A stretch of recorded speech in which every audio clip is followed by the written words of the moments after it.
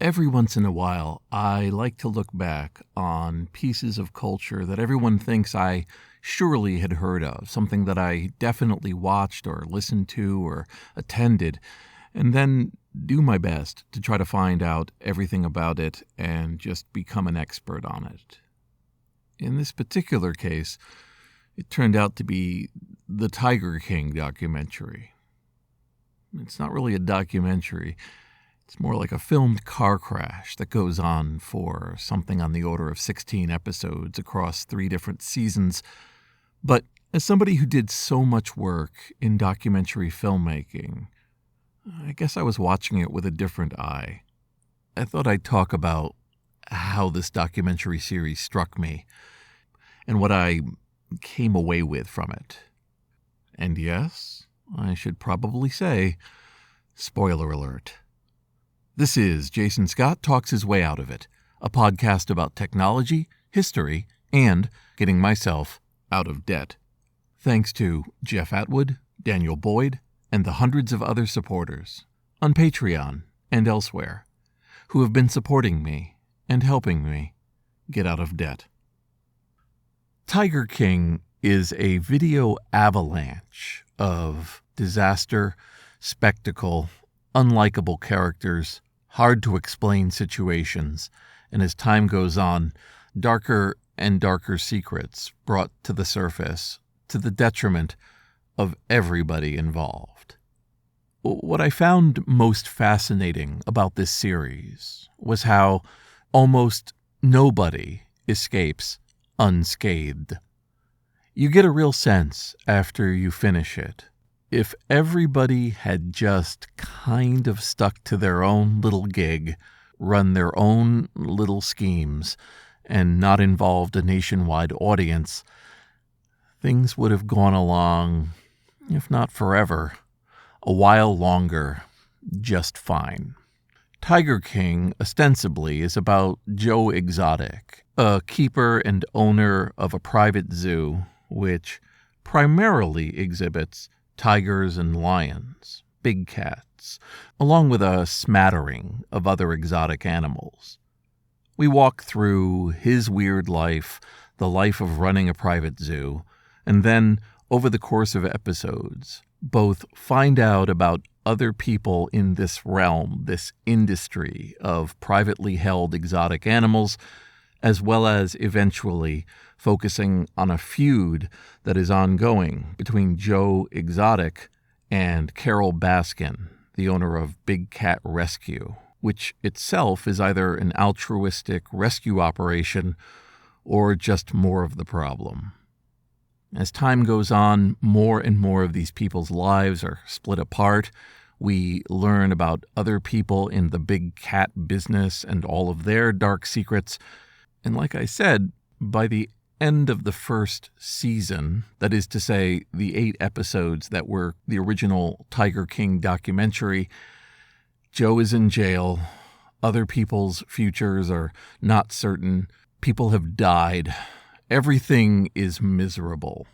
You really do get a sense that if they hadn't agreed to allow the film crew before the current film crew in, maybe a lot more people would still have a livelihood, and a rather shady industry would have lived on a few more years. As a documentary filmmaker, I immediately think about the subjects, and then, almost immediately after, how the production came to be. How did this all happen?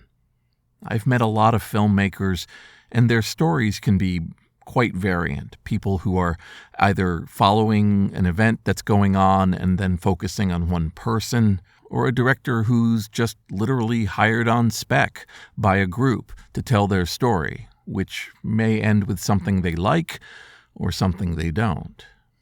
In the case of Tiger King, you had a story that went back decades, where people had been intending to tell the story of Joe Exotic, because Joe was built from the earth to be able to provide endless spectacle. From a polyamorous marriage to his bizarre rantings on internet television, all the way through to his fights about the sanctity and functioning of his park with Carol Baskin. It was all there. Joe was a larger-than-life character. The many different people who orbited in and out, it was operatic in its breadth. The filmmakers had a bunch of things in their favor and a bunch of things against them. For example, many of the big cat people would film themselves for promotional materials. By hook and by crook, by negotiation, the filmmakers were able to get their hands on truly juicy footage of both people in their daily lives, arguments, weirdly said phrases, and more. Additionally, the different people that they would encounter who dealt in exotic animals had that weird sense of menace behind them. As we discovered in later episodes, you had people with pasts in cults and drug dealing and subterfuge and illegal activities of all sorts, bubbling underneath the surface, trying to keep it all together from day to day. I can't speak to the economics of zoos and zoo industry, but I will say that after exposing myself to 12 hours of footage across all of these episodes, I feel like the economics of private zoos really encourage cutting corners and taking a few shortcuts, trying to survive another day. To their credit, the filmmakers ask hard questions, even if it gets them in trouble, even if different people throw them off the property or refuse to talk about things further. They put in the time, easily a half-decade for the most recent group, staying on top of the day-to-day changes in all of these different players as they infight, outfight, randomly fight. It becomes clear why Joe Exotic becomes the front face of this entire production. He can't resist a camera. He turns everything into a speech. And his rough-hewn manner and complete lack of filter encourages top-quality pull quotes throughout. Would I have made a documentary like this? No. I'm not really in it to expose people, to set them up for ridicule, to turn lives into a spectacle. This isn't my deal. But I respect working on a project for years and years. There was a group who got involved with Joe Exotic nearly 20 years ago, and much of that footage was lost, followed by another person talking about the entire endeavor on a podcast, which caused an article, which caused this documentary. It's clear that nobody was off the table. They speak to people who used to be part of the organizations, people who are bitter about money or personal treatment, and folks who are day-to-day staying in this entire endeavor, not quite sure where they stand, but thanks to both archival footage and intercutting with modern shots, and of course, endless B-roll of menacing and slow-motion tigers, ensuring that the audience, upon release, would be entranced with each new episode. The twists and turns, all of the watchwords to make something impossible to look away from. The first season of Tiger King is the documentary. The second season, much shorter, are what I would call bonus features, deeper dives into different people. And the third season is essentially a full expose of a cult-running magician, tiger trainer, and zoo operator that, in my opinion, leaves a person so filleted, so lacking any ability to explain anything away, that I have no idea how he still walks the earth. And there's where I part company. I would never make a documentary like this. This isn't how I function. So the idea of spending months or years trying to find every dark secret, to piece together every piece of misery, of evidence, not where I want to be. There are certainly people who do this, and often in cases of justice or bringing to light injustice, you need people to do this. It's just not what I would do.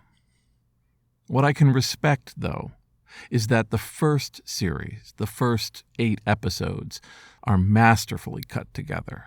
I reminded myself about how much fun it is to have so much B-roll to illustrate what people are saying. With the BBS documentary, I had to rely on old scans and photographs. For the DEF CON documentary, we had 300 hours of footage to work with. I could find anybody doing anything at any hour of the day and night. And I like that kind of a documentary. But fundamentally, and that's the case with Tiger King, education and enlightenment are not the goals. The goals are to make you slow down in life, observe the accident, the flames, the spectacle of disaster in these lives, and then let you get on your way having achieved very little. It is absolutely a documentary, but it's not the kind of documentary I like to see. In the same weekend that I watched Tiger King, I watched a very simple documentary called Too Funny to Fail, which traces the origins and the experience of the Dana Carvey Show, a short-lived one-season comedy sketch show that had such a powerful staff that it seemed, like the title said, too funny, too talented to have possibly failed.